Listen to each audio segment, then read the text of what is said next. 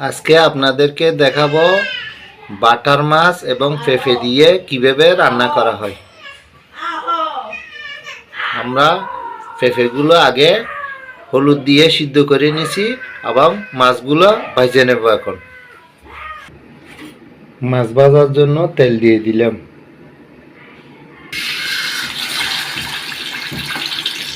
মাছগুলো ভেজে নেওয়া হচ্ছে। আমাদের মাছ ভাজি হয়ে গেছে। এখন আমরা পেঁপে দিয়ে রান্না করব। পেঁয়াজ কুচি দিয়ে দিলাম।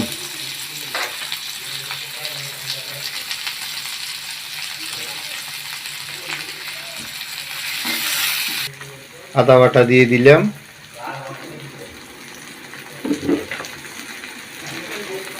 রসুন বাটা দিয়ে দিলাম। পরিমাণ মতো লবণ দিয়ে দিলাম।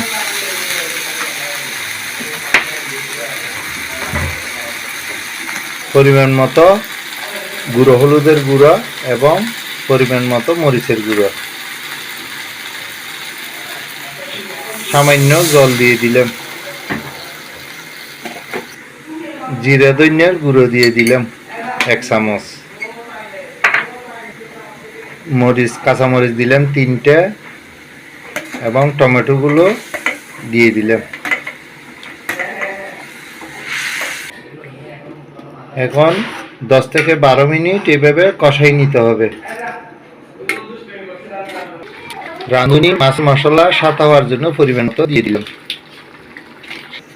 আমাদের কষানো শেষ হয়ে গেছে। এখন মাছগুলো দিয়ে দিলাম।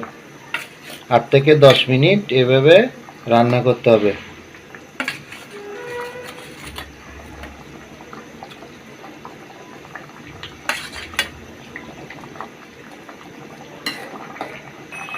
আমাদের মাছগুলো হয়ে গেছে। এখন পেঁপেগুলো দিয়ে নিলাম। যেহেতু পেঁপেগুলো সিদ্ধ করা হয়েছে, এখানে বেশি নাড়াচাড়া করা যাবে না। নাড়াচাড়া করতে গেলে এগুলো ভেঙে যাবে পেঁপেগুলো। এবং ধনিয়া পাতা একসাথেই দিয়ে দিলাম।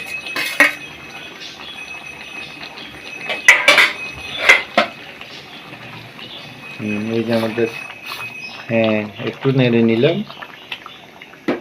যাতে ভেঙে না যায়।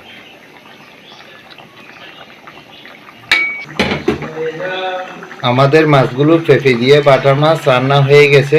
আপনারা এভাবে বাসায় রান্না করে খেতে পারবেন। যদি আমাদের চ্যানেলে নতুন হয়ে থাকেন এবং আমাদের ভিডিওটা যদি আপনাদের ভালো লেগে থাকে, তাহলে আপনারা সাবস্ক্রাইব করবেন, শেয়ার দেবেন, লাইক দেবেন। ভালো থাকবেন। পরবর্তী ভিডিও দেখার জন্য